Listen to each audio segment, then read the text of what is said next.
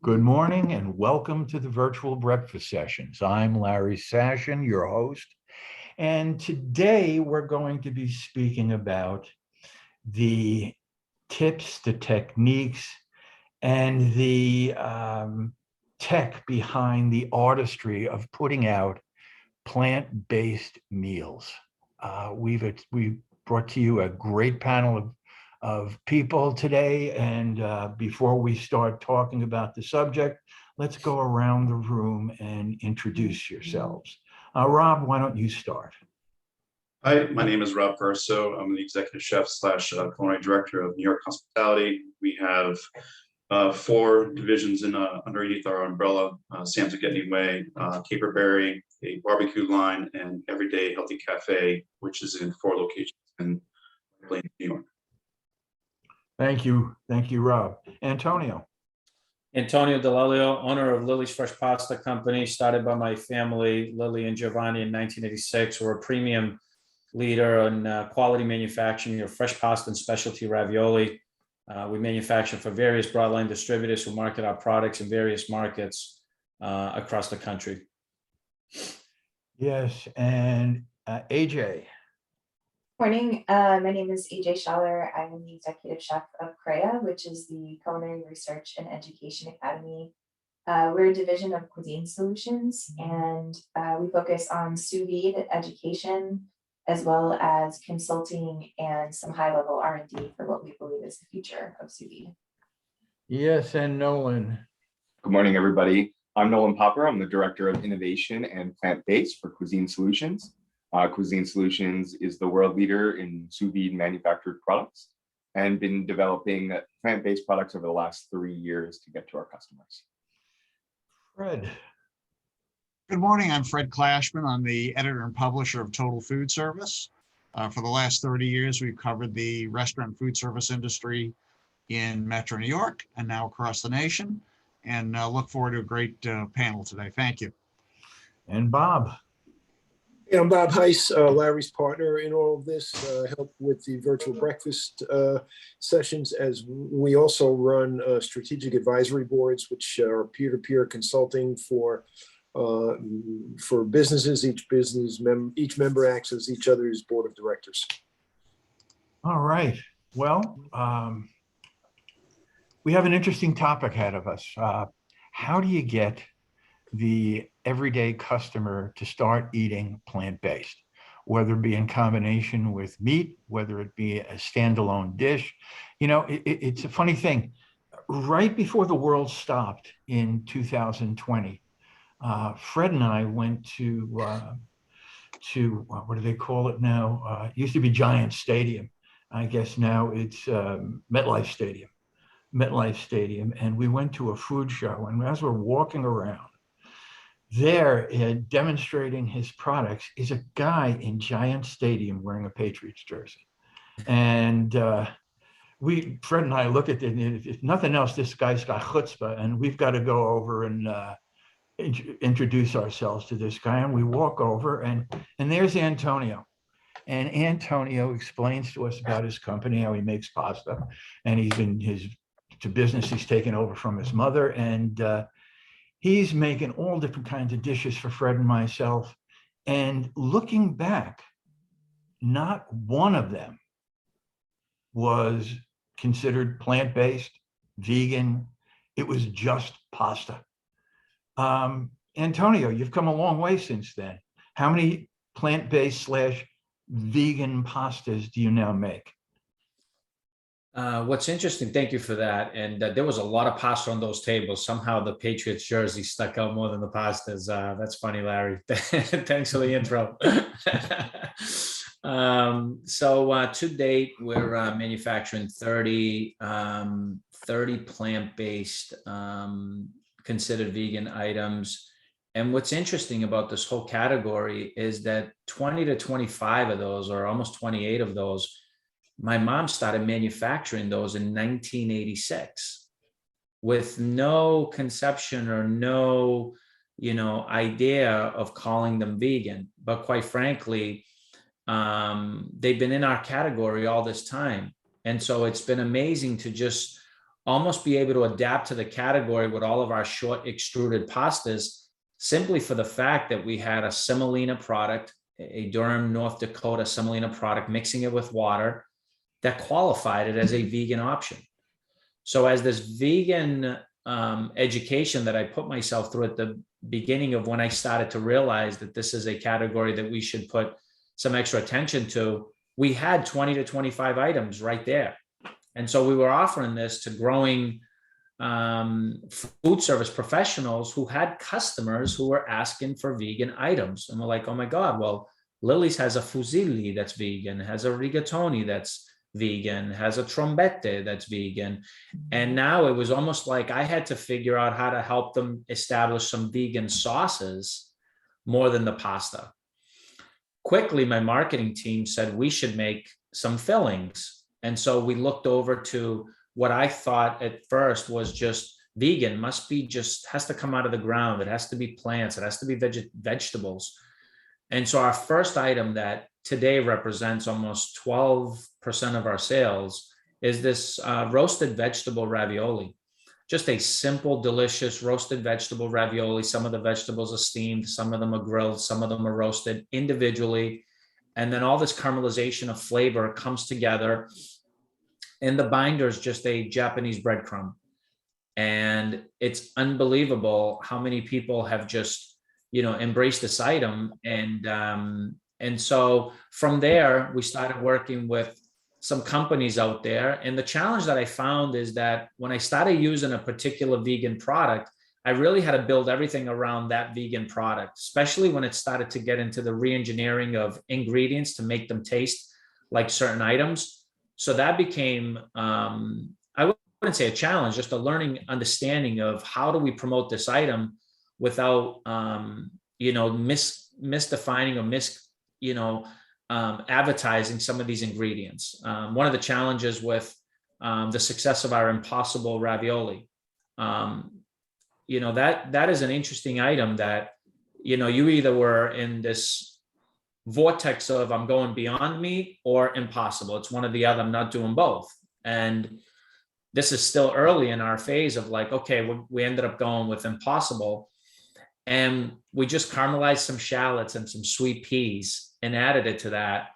And every time somebody tried it, oh my God, what is this? Like a sirloin steak ravioli? What is this? I'm just like, no, it's impossible. It can't be that, And so, from there, we're just looking at these sales, and not only have they been consistent, but the voice is spreading to try this item. And before you know it, more and more chefs are calling us. And now the category is representing, like I said, just a little under 20% of our sales. And so now, not only is it a smart business, focus, but it's also the idea of trying to understand how can I personally start making myself more aware of this. And the decision has been really, it's taken me a while to kind of embrace it from a personal level, but things are starting to Tony, I have a question.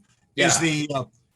Is the restaurateur and the chef that are putting this on the menu, is it being put on the menu because it tastes good for what it is, or is it being put on the menu because it's a plant-based item? I think it's a little bit of both. I think we all as human, I think all of us, our palates ooze when something tastes good. Oh my God, this is good. The things that you're starting to hear, Larry and I were having a conversation yesterday about chicken, and it's like, Antonio, you would not believe the aftertaste. You would not know if I didn't tell you. And so I think that there's a curiosity factor, Fred, right there, that if something tastes good, that becomes emotional. I get attached to that. Knowing that it's healthy and it tastes good are the kind of the marriage of I think this growing category, that now we get to taste something really good that in our heads, oh my God, this is actually good for us. Okay, let me stop you right there. Rob, hold on one second. Bob? I have a question from the esteemed audience. At this point in the development of vegan menus and vegetarian menus and so forth, are they being, is any restaurant integrating them to the point that are they attracting customers, or are they just there just in case or just to complete the menu? Has it arrived? Has it the day arrived yet where it's actually a draw for the restaurant? Okay. Nolan, why don't you talk about that? Sure. Well, I think that specifically when we deal with our customers and we have interactions, they're coming specifically to have some vegan items, but it's drawing people in a little bit more. So we don't have the exact experience to say from a day-to-day operation, but we know that when we're supplying some of our vegan items to different restaurateurs, that they are coming specifically for those items. They've heard about it. Something that we talked about last week was all the social media craze that kind of brings people in and draws people in. And from our experience, we're feeling that people are coming specifically for vegan items and aren't necessarily just going there and then finding it. Okay, Rob, what do you have to say about that? You do this every day. What do you see? I do, and in my prior lives, I was doing. I did a lot of high-end catering in Manhattan for over 20 years, and it was interesting back in 2000 when I started to learn catering because I came from the art world. At the time I had to produce vegetarian meals for these galas or weddings. It was 1% or 5 dishes. Now I'm making 20% of the guest count based on vegetarian or vegan options. I've learned through trial and error and a lot of mistakes. When it comes to plate out, all of a sudden somebody comes back and it's like, this is vegan. Now my motto in our catering division is everything is vegan and gluten-free. We have 15 minutes to plate out, depending on the size of the group.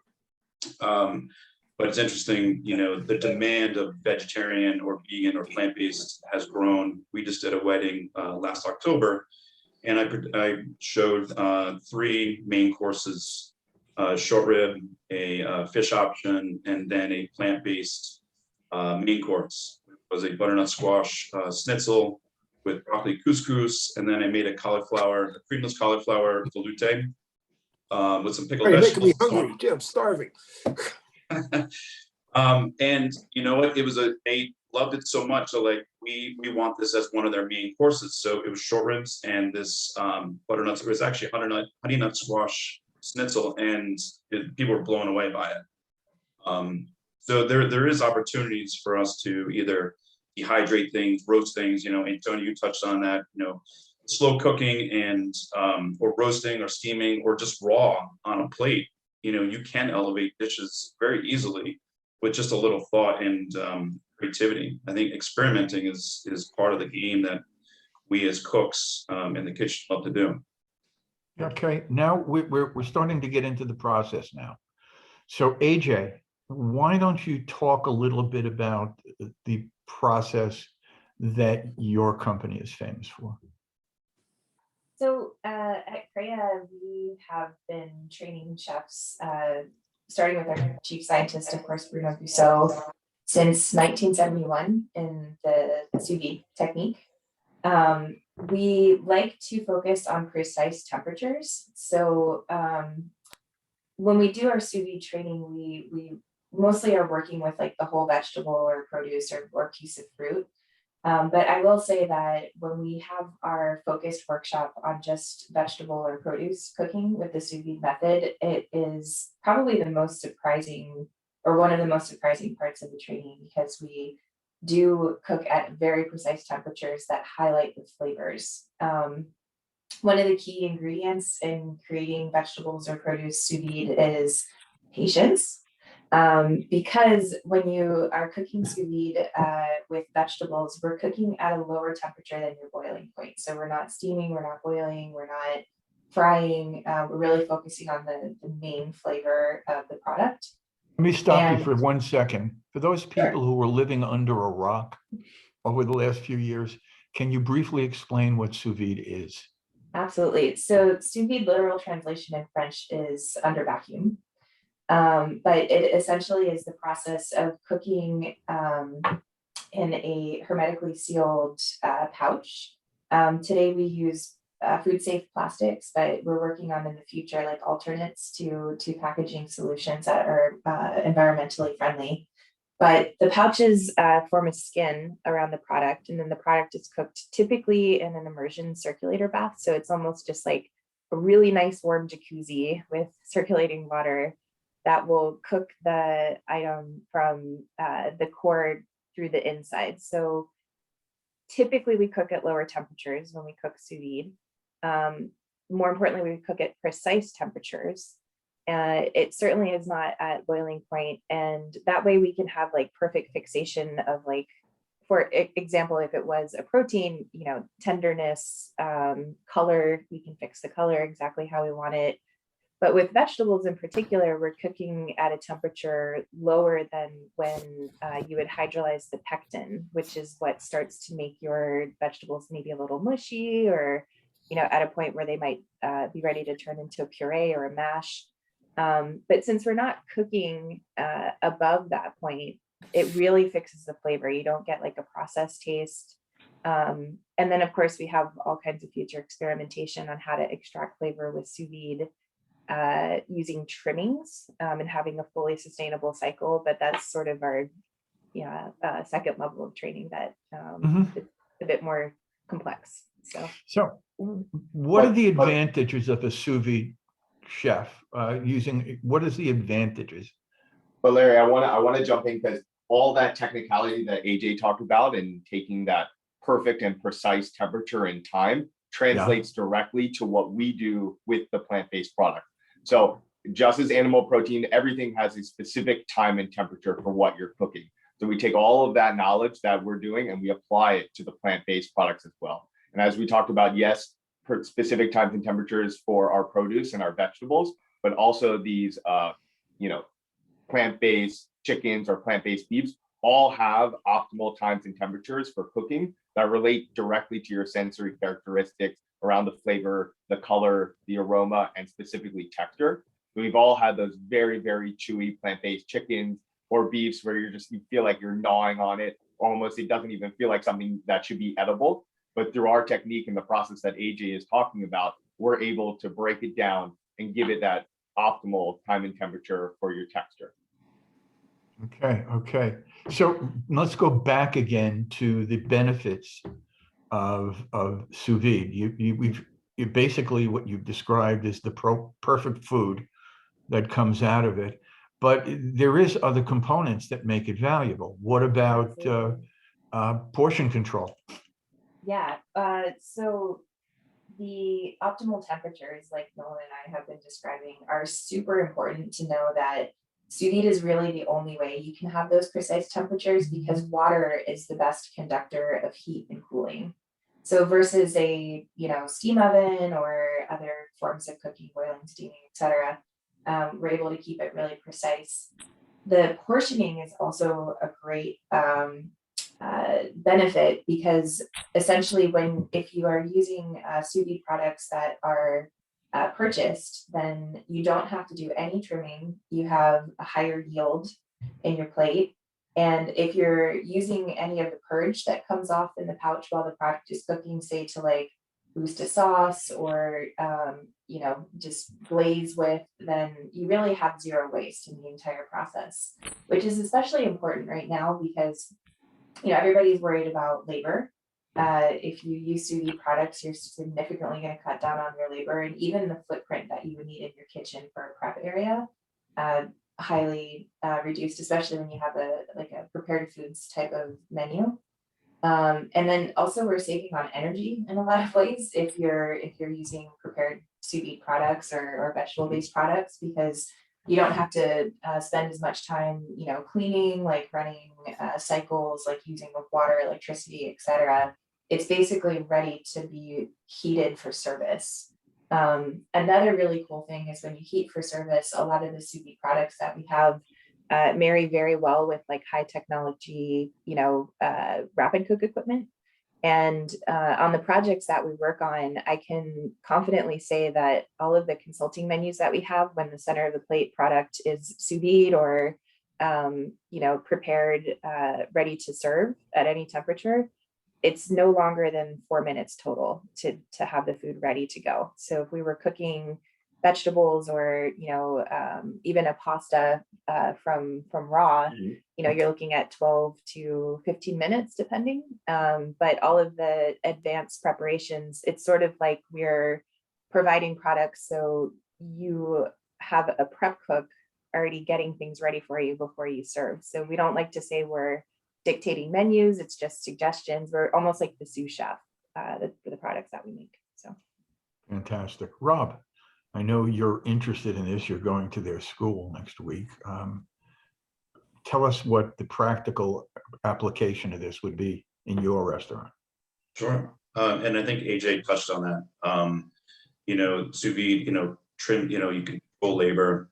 I think infusing, spices or, lemongrass or different flavor profiles that impact that center plate, say flour or carrot, that allows me to enhance the guest experience. It's and AJ actually touched on it, that purge, because there's zero waste. I get excited about, let's say it's tomato and that tomato water is run off. I'm now making a tomato demi-glace or tomato reduction lots, the carrot or eggplant. I think there's so many benefits to that. And, when you touch on the sous chef component too, is labor shortages. I think what the pandemic has taught me is running a lean and mean kitchen, and to control everything that's in our walk-ins very precisely. I think the challenge that I foresee is just training the team. We are not HACCP certified yet. I am in the process, but it's a six-month process for us in Westchester. I've been through the process, and I was one of the first caterers in Manhattan to have the HACCP plan. I was using it for large events, and that alone was very impactful on the controlling the waste, even on the sustainability, using those trims. AJ is another great point. Coming full circle was really important for me in this process. I think the challenge again is the health department is so backed up. We can't get our license yet, but we'll get there. Okay. Antonio lives in a world, I guess the original sous vide, boiling. Water is a big component to everything that Antonio turns out. In case you never got a chance to do it, look up Antonio on LinkedIn and see his videos on tips on how to cook different pastas. You mentioned lean and mean. The trick in restaurateurs is how to take a relatively inexpensive product and elevate it so it becomes a valuable meal that you can charge a good price for. Antonio, why don't you talk a little bit how a few basic ingredients and just a little practice can become a medium priced meal? Yeah, I think part of the surge for us and the popularity that the consumers are cashing in on is that the items are actually really inexpensive. When you take this roasted vegetable vegan ravioli I was mentioning before, it's a 1.7 ounce ravioli, between 35 and 40 cents per ravioli. The average restaurant is putting 3 to 4 and charging, from $17 up to $22. You're talking about, raw on a plate, very friendly, very popular, very profitable, very portable, all these super buzzwords that became important words, not just in our strategy, but in the technique and in the delivery of these products, especially during this lockdown where we had to figure out how to get food to the consumer's home. So,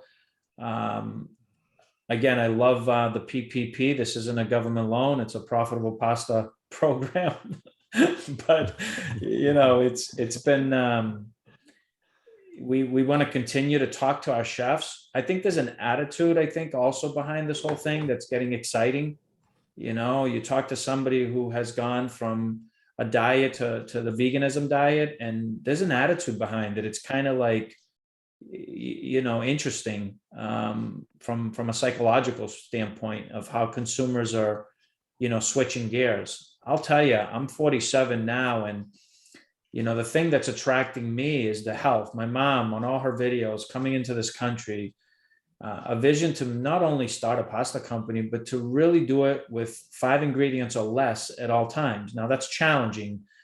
with certain items, but 90% of her line was solely founded on trying to do it with 5 ingredients or less. And in some cases, salt and pepper were 2 of those 5 ingredients. So if you think about, the core of a sweet pea ravioli with just, caramelized peas and shallots and a little touch of ricotta to bind it, some real simplicity. And I know we're getting a little off track from vegan conversation, but being 47 and starting to have certain pains from inflammation from different foods, I think, the vegan conversation becomes extremely important to our generational health, our future. And what we put in our body transmits what we output and how we can move. And so this growing category of excitement is really, in my mind, more about the health benefits that we need to take into consideration sooner than later. And I think that's what's exciting about the new generation. I feel like the new generation has accepted this, and I've said it on a couple of your calls, Larry, in a much more friendlier way than the older folks who, no way, get away from me. I want to enjoy a meal. Like, what do you mean you want to enjoy a meal? Let's try it. How do you know the chef didn't put something together really, really nice? And, and that's, credit to Rob, what he was just saying. His flavors were just tantalizing in my mind when he was talking about the things he did for the wedding. And then AJ and Nolan, the sous vide has always been interesting. My mom and I had a conversation last week when all this thing came up, and I said, Mom, I'm going to be together with this company who specializes in this. And she's like, that's interesting. Let's look at some products and elevate this vegan category. So just a lot of exciting stuff, guys, a lot. Okay, let me just stop you for a second. Yeah. Bob, would you spotlight Peter? Yeah. Yep. Hang on. And while you're at it, spotlight Ben. Peter. Thought you'd come here on a free nickel, huh, Ben? It's still dark out here in Colorado, Larry. Okay. So let me just, we're talking about all the theory and all the reasons why people should. The expert in making people do is Peter Herrero. Okay, Peter, this is a little bit, incestuous here because Rob and Peter work together. Peter, just tell everybody who you are and how you would roll out some of these things. Good morning, everyone. I always love these plant-based conversations. We are actually moving the ball forward. It feels like the industry is finally waking up. I am founder and president of New York Hospitality Group. We are a 90-year-old restaurant, barbecue, off-premise catering company, Cape Berry events, off-premise catering company, and our growth in the last 5 years, which was strange, which is almost none affected. We have semi-organic cafes in hospitals. I know. It's a little strange to be in a hospital in a pandemic. Larry, I wouldn't say I get people to do what they want. I would say with the help and the culinary direction of Rob and the hospitality team, we make things palatable. To, I think, Antonio's comment about getting people to try something new, we do a really good job, I would say, and Chef does it with his vegetarian and vegan soups. We just give it to people in a espresso cup. So it's a little sexy, it's a little nice. People are going much more vegetarian for breakfast and lunch, which is strange. I would think they'd like it to be the center of the plate because that's where the chefs spend all the time at dinner. And it's funny, it's breakfast and lunch, which we're seeing in the cafes and the restaurants that people are going.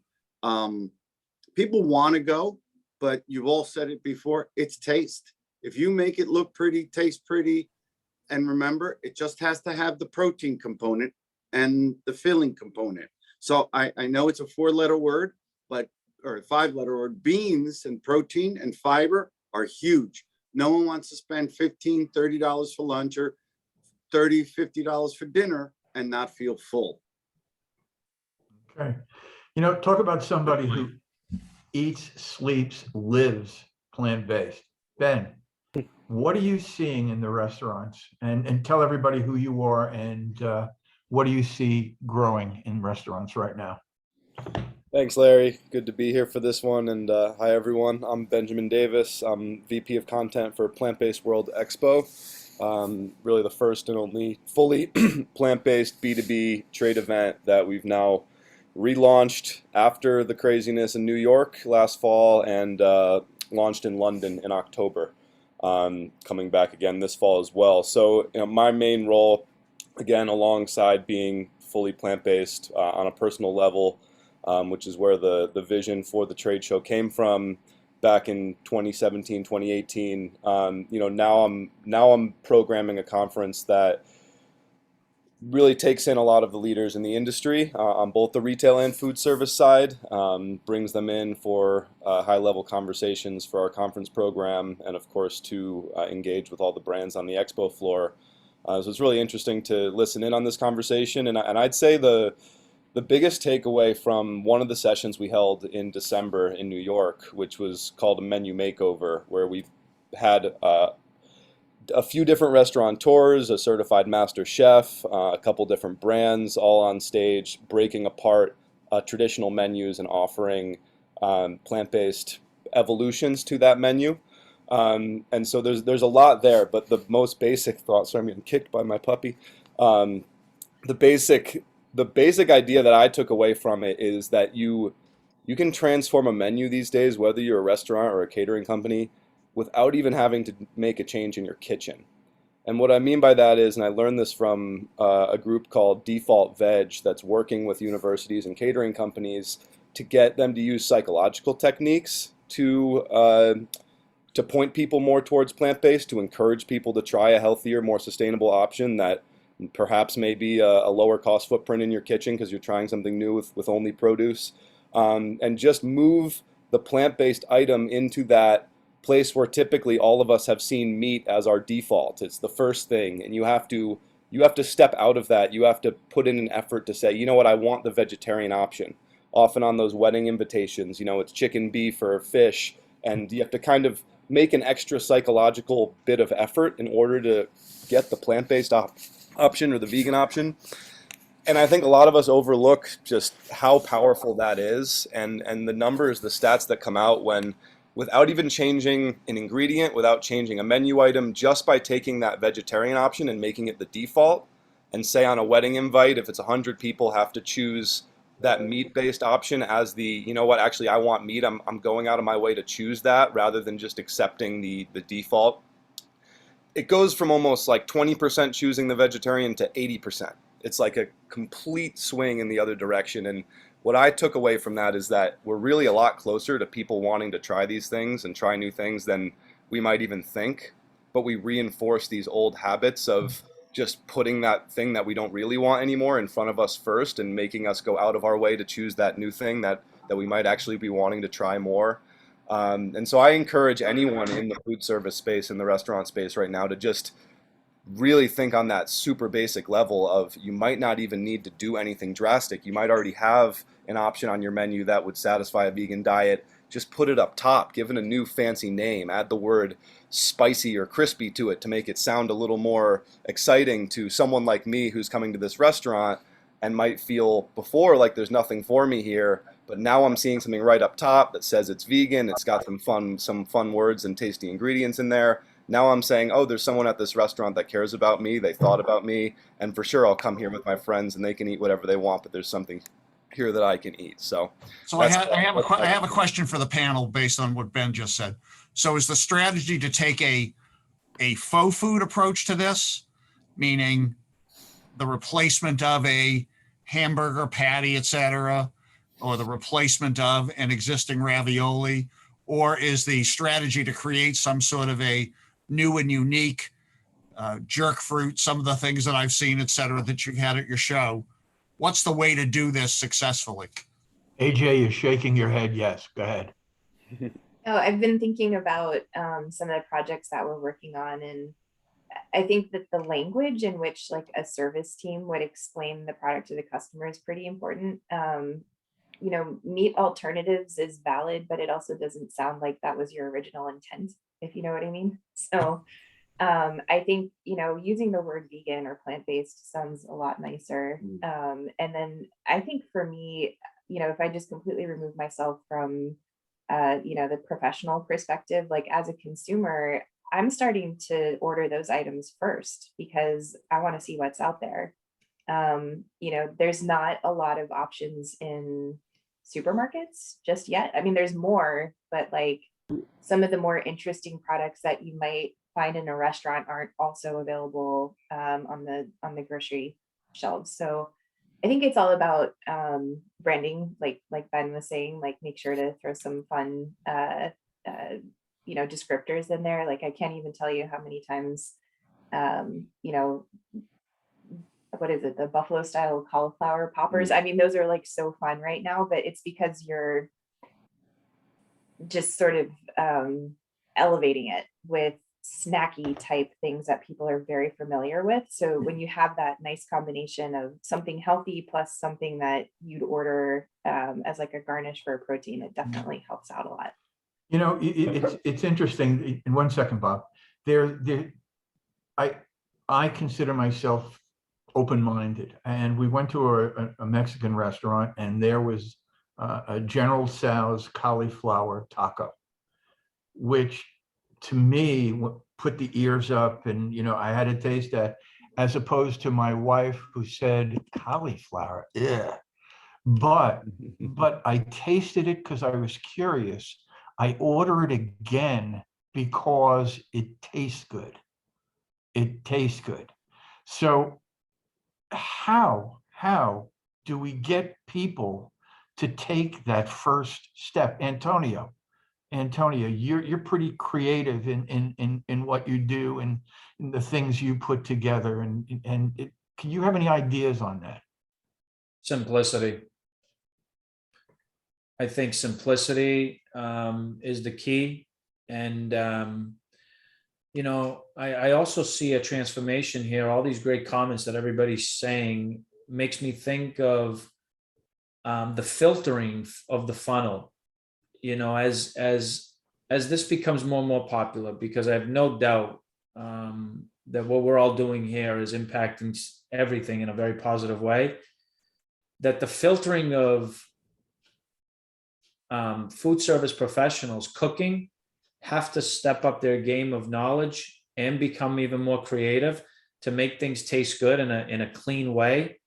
And I think ultimately that has to resonate with, this is good for me and it tastes so good, that it becomes the new COP. Can it become the COP? Does it have that opportunity? I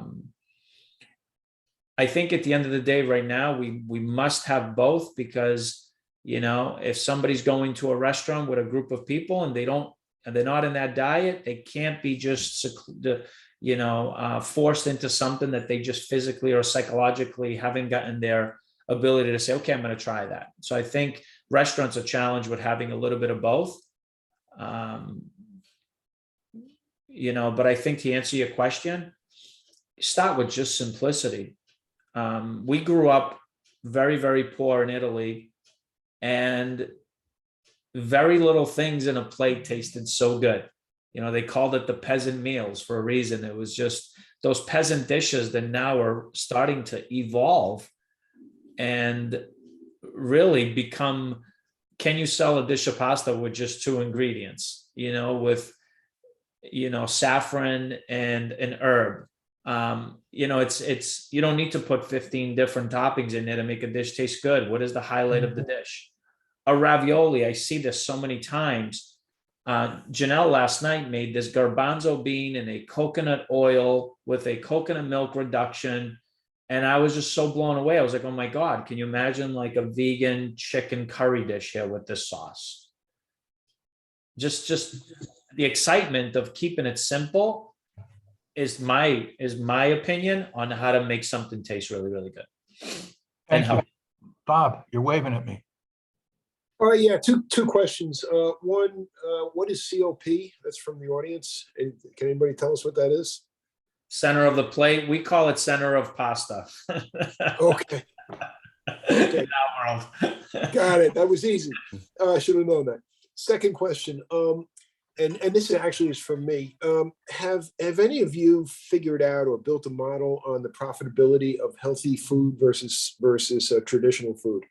And in that model, and I guess I'm thinking of this kind of as an engineer, in that model, figured out how your menu can be the most profitable with a mix of food, what that mix would be. Has anybody looked at the margins and the profitability, and what does that mean to your business? Ben? You mind if I just jump in with a comment? I don't have the answer to that specifically, but sort of to answer Larry's last question and tie it into that. Just highlighting the variety of different establishments out there. And I was going to use Chipotle as an example. Has anyone been to Chipotle since they've launched the plant-based chorizo? Just curious if anyone else has tried it. No, we don't know about it. How could we even know? Okay. Well, you know, I think they've done some advertising for it. I found out about it just because this is the type of stuff that I'm obviously researching all the time. But they launched a plant-based chorizo. They're marketing it as their tastiest, their best chorizo yet. So they're calling it plant-based. It's a plant-based chorizo, but they're marketing it as try this because it's the best chorizo we've made, meat or not. I hadn't been to Chipotle in probably 5-6 years. I actually went back twice. I went back the next day because I actually really enjoyed it. I haven't gone back since because I don't really need to eat Chipotle every day. But my point is that, you know, Bob, healthy is going to mean something very different depending on what your restaurant is. Like for Chipotle, I think that pea protein plant-based chorizo crumble is probably the healthiest thing on their menu, and it actually made me feel pretty good after eating it, even with it being Chipotle. But at the same time, there's still a lot of confusion between real food, meat alternatives, and then highly processed, because Chipotle is going after Impossible with their marketing by saying our pea protein for our plant-based chorizo is grown on a farm and not in a lab, which is a pretty kind of backhanded comment at Impossible to me and Burger King, who have the plant-based Whopper, but Impossible Foods is more processed and kind of lab feeling than whatever Chipotle does with their pea protein. So there's no answer here, but my point is there's still so much gray area in terms of, is it a whole food? Is it an alternative? Is it a highly processed alternative? And I think people who are on the inside of the industry are still figuring it out. And then people at the end who are buying the products, you know, you can imagine how clueless they might be. And so the education there's many steps to go for us all to figure it out. You know, Then we're having Go this ahead. conversation every day, right, with people within the industry. And to go back to Fred's question is, you know, why are we doing faux products? Why are we doing mimic products when people could just be eating plants, right? The cauliflower that we're talking about. It's a conversation that we're constantly having. And to say that we do our vegan egg bites and we do our vegan chicken products, and that's like, hey, come on board with us, right? Check this out. See what you can do. See something that you're familiar with. Everybody's had chicken, everybody's had egg, right? This is how you can get along on it. But now we're doing a product that's a sous vide cauliflower for Chick-fil-A that they're either grilling or frying, right? And so that's a next step, right? That's people actually transforming to a real plant-based and eating an actual vegetable. And if somebody like that can do it, right? That's the art, that's the transition that people are having. And I think then to go back, we were just at the Plant-Based World Expo. So thankful that you guys set that up. But even there, we had such delicious food at a Plant-Based World Expo, and people were saying, is this plant-based? Right? Is this vegan? You're at the Plant-Based World Expo. Of course it is, but they're just so amazed on the flavors and the textures that you can bring together that they're just so surprised that it's plant-based at the end of it. You know, it may be, you know, take it from somebody who doesn't run a restaurant and, you know, doesn't know the world, but, you know, I just know my family. And sometime, I guess in the spring, Rob and Peter came up with a dish that you know, we order every single time we go to the restaurant. And it's a misto platter, and it has fried vegetables and shrimp and calamari and there, and it's great. Now, few years ago, there was a restaurant in Soho called Barolo. And Barolo made a misto platter that just contained zucchini and other fried vegetables that my wife ate when she went there and loved. But when she eats at Peter's and Ron's place, she only eats the shrimp and the calamari because there's a choice. There's a choice. Now, why can't there be a vegan misto and just pluck out the seafood? There's a step that can be just another completely different dish. You make a different sauce for it, and it's a completely different dish. And there's no change to your process, no change to anything except change to your thought pattern. No, I agree. And kind of Larry, just jumping in on that, we talked about, the marketing part of, we have to market our gas, but we also have to market the people that are selling it. We could make a great vegan dish, but to put the dish in front of the people that are selling it, the waiters, and to say, try this, that's my best avenue for getting this forward and pitching it back.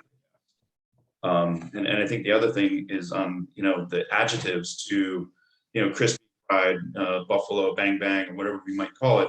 The part that I've been very passionate about is the farms, farm to table, so to have, row 7 or the honey nut squash, and people might see it, they might not be familiar with honey nut squash right now, but it's so popular. Our vendors, the Baldors, Chef's Warehouse, Cisco even, have been providing us a lot of great products that now the guests are getting familiar with because they're now selling it at Wegmans and Whole Foods.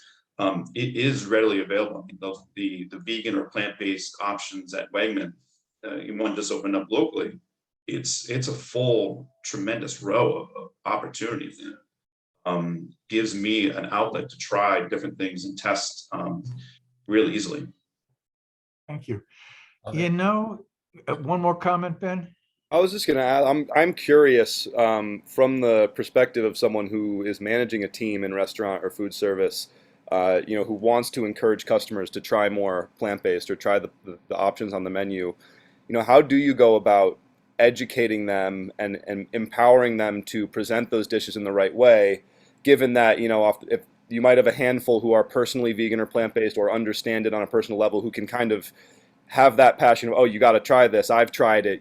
This is why you want to try it. It's healthier. It's more sustainable. And then you have those who just aren't as personally connected, who might not be able to speak that language as much. So how do you get those folks who it's part of their job now to be able to sell this dish, even if it's not yet a part of their personal lifestyle? Is there a strategy for that? Okay, who on the panel runs a restaurant? Oh, Peter. I was asking the same question, Ben. It's hard. A carnivore is a carnivore.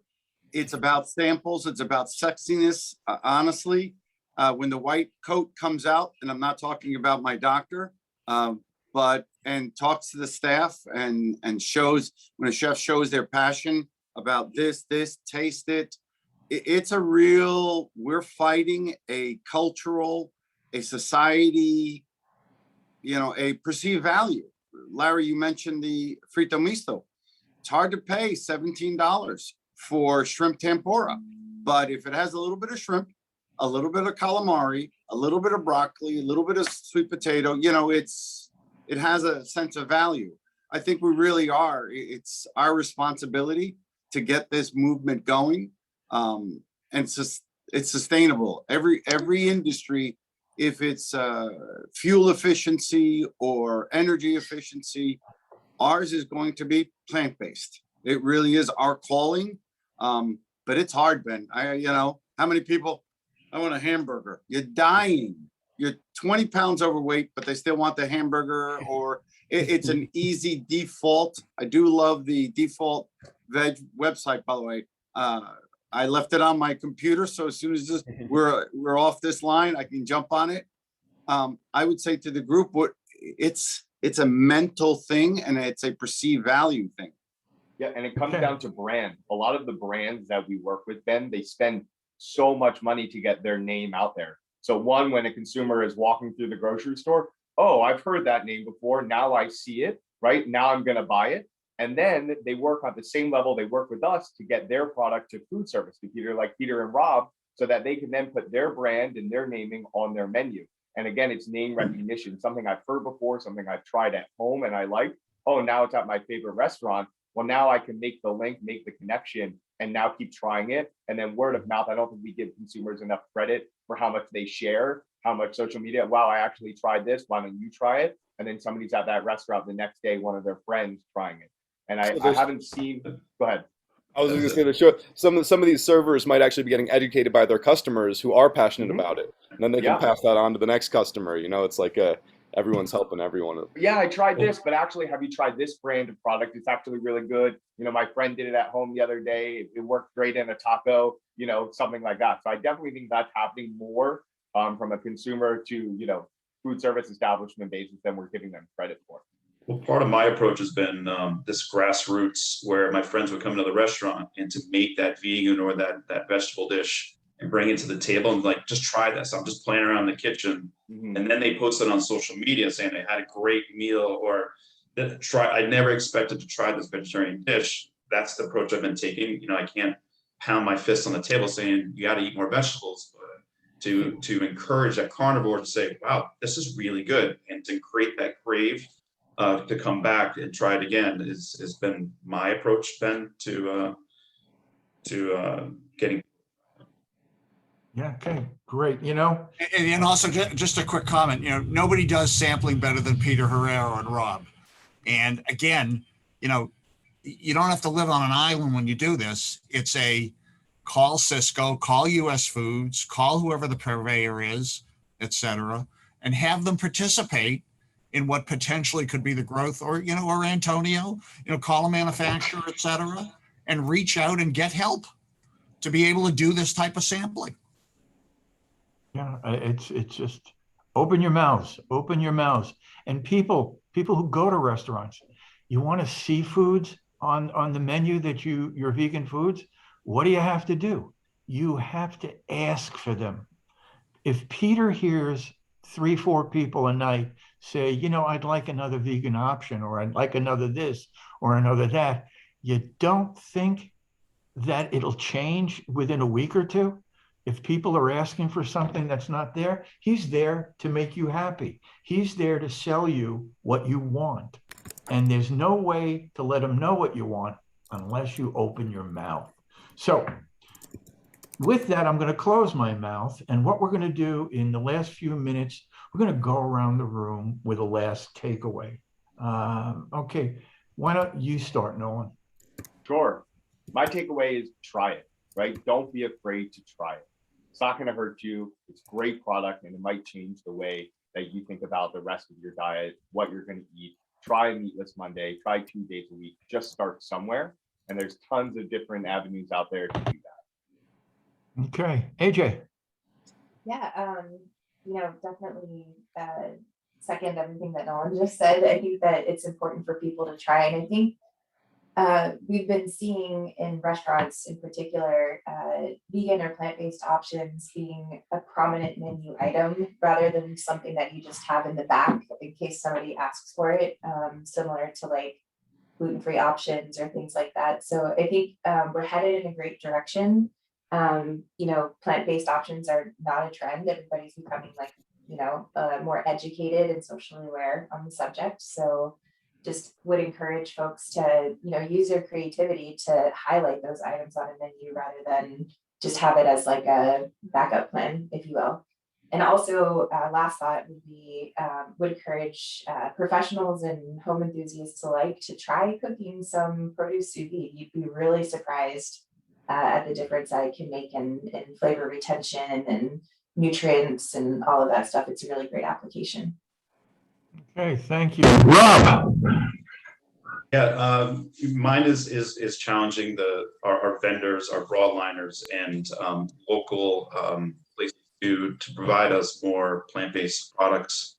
I've done it on as much as I can, but to continue to challenge our vendors to provide us the oat-based or vegan-based products. I think there's some really exciting products coming out. I'm excited to try. the Cuisine Solutions products in a couple of weeks. And I think also challenge or asking the people on the team to go explore, go to that local vegan restaurant or that vegetarian restaurant, try it, support the local restaurants who are fighting the good fight. You know, they don't have that marketing dollars behind them, and to be inspired, because, you know, at the end of the day, you know, the team is going to support you, but, you know, having the team on board and having them really dive into maybe making a of, you know, caramelizations of sofritos, a blonde sofrito, or tomatoes, or the shallots that AJ or no, Antonio was talking about. Give that the chefs in the kitchen the tools to be able to enhance the cauliflower steak or the carrot Wellington or the butternut squash schnitzel. It's gonna really allow the guests to really start thinking about what we're putting into the food, and to kind of fake the palate, thinking there's these umami flavors that are there, and it's all based on technique. The techniques that, you know, I was trained as a cook. You know, the methods of sous vide are, yes, more challenging, but, you know, we have our friend, you know, YouTube. You know, you can buy a circulator for $100. It's hooked to your smartphone, and they have amazing little tidbits and videos that you can follow. So sous vide and enhancing flavors and food safety or production on the professional side, but on the food side, you know, meal replacement is great. Thank you. Peter. I'm inspired always when I attend your panels and your sessions. My question would be is to the chefs would be, or my takeaway is what I've gotten is keep it sexy. And as you see in my comments, I'm thinking, and of course we'll be talking about it within the hour with Chef Rob. Imagine if chefs had a vegan club in a restaurant, $50 BYB, and the chef would cook a 3 or 4 course meal, and I know the vendors would back it up. I'm curious, is it that excitement? Is it I can walk the floor and give away drinks and talk to people all I want? Chef walks by in that white coat and everybody swoons. I'm taking away about the excitement and the marketing side and taking it to the next level. Okay, thank you, Peter. Ben. Yeah, thanks, Larry. First off, I'm just inspired by the way this conversation's evolved since we, started addressing this topic in some of these groups maybe a year or two ago, and so on a further level, super inspired by hearing folks like Antonio and Rob and Peter talk about the initiatives that you're taking and the work that you do every day with diners of all shapes and sizes and with very traditional backgrounds in food and hospitality. It inspires me to hear about just the excitement that you're putting into it on a personal level and bringing that to customers, and would love to, if there's any interest in getting involved in our conference program or speaking to our audience about, what you've been doing and being seen as kind of a leader, that's my job, and I'd love to, connect offline, Larry, if that's something you might be able to help with. It'd be Fred and I would love it. Yep. Yes. Okay. Talking about, well, Bob. Well, You, Bob. speaking as a civilian who cares now recently about what I'm eating and so forth, I cannot believe how addicted I am to cheese and bacon. And it's very hard to break that. It's like alcohol, man. It's really hard. But I really tied into what Fred said, and I think it maybe is the next big frontier for you guys, and that is the processed vegan food versus regular healthy vegetables. I mean, everybody's going to want to eat some fake chicken and some fake hamburgers, but if they're heavily processed and not as good for you as cauliflower and broccoli and so forth, it seems to me like there's going to be a second transition sometime in the future around that. It's just interesting to watch. The future is now, by the way. The future is now. There are things there. It'll be the change from fast food to real food, and that's what we're going to see, coming up. So, Fred, Your takeaway. Another amazing panel. Can't thank everybody enough for your input. And I think go back to what I said, which is sample, sample, sample, and continue to challenge your customer with new tastes. That ultimately they're gonna guide you and direct you, and that's what's gonna end up on your menu. Thanks, Fred. And talking about sample, sample, sample. Antonio. Yeah, I'm going to echo a little bit of everybody here. Ben, the word inspiration hit home really fast. I think today is a serious indication of a group of fine folks here, hardworking game changers in this space, thinking about how to unlock our potential, what we love to do, and how to make it taste good. I think that's taking charge of our lives to impact other people's lives. That resonates to how my mom came into this country with this brand that started with literally nothing. And now here we are in a similar situation, trying to impact something massively dominated by an opposite diet. And here we are talking about so much health. So I think my biggest takeaway is just expanding our culinary training across all of our teammates, getting them first and foremost more aware, taking advantage of some of the resources that are on this call to definitely take it offline. I by accident hit my streamline on LinkedIn a little while ago. I just received about 15 messages in the last 30 minutes from chefs that are interested in vegan products, just like that. It's unbelievable. AJ and Nolan, taste it was the biggest word that came out of your takeaway. I mean, on my chef coat, I have this little funny slogan that says water boils at 212 degrees. What does that mean? Can we taste it? Just put some water. We can talk about it all you want, but if that palatization, somebody said the word, it's our job to make it palatable and taste good. Man, that's what we crave as chefs, as foodies at home. Like, try my food, try this. That's the passion behind delivering something exceptional with extraordinary service behind it always. Thank you, Antonio. You're welcome. So we're at the end. Once again, these hours pass by quickly. A couple things that I've picked up.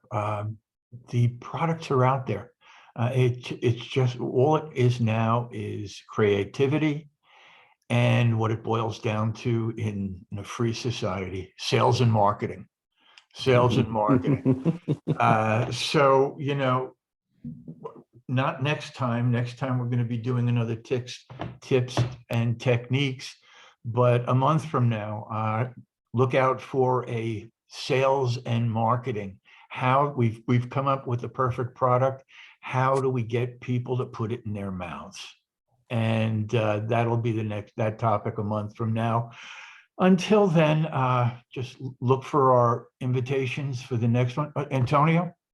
Rob, by the way, those 3 or 4 items you mentioned, the carrot Wellington, I mean, my head's spinning with 3 new raviolis while you're already. This is my fully plant-based puppy has many takeaways from this hour as well. I very excited over this, I can see. Listen, we're going to come back in 2 weeks. Hopefully you'll be here. Number 2, I just have 2 things that I'm going to ask you all to do. Stay positive, test negative, and we'll see you next time. And by the way, look for this event on YouTube under Total Food Service. All these events, all of them that we've recorded, are there for you to look back on and take a look at. So see you, folks. Guys. Awesome. Thank you, everyone. Thanks, everybody. Have a great day. Yeah. See ya. Thank you. Bye. Bye now.